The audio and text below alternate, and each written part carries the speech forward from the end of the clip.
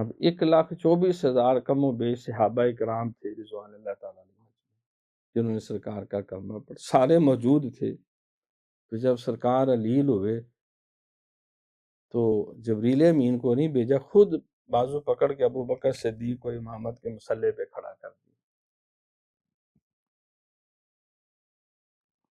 फिर एक नमाज नहीं कि चलो गलती से पढ़ दी, 2 नहीं, 4 नहीं, 5 नहीं, 17 नमाजें सरकार की मौजूदगी में हजूर ने फरमाया, मैं अबू बकर के सिवा किसी को मसल्ला इमामत और नबूवत पे नहीं देखना चाहता, सबकी खिड़कियां बंद कर दो, दरवाजे, सिवाय अबू बकर सिद्दीक।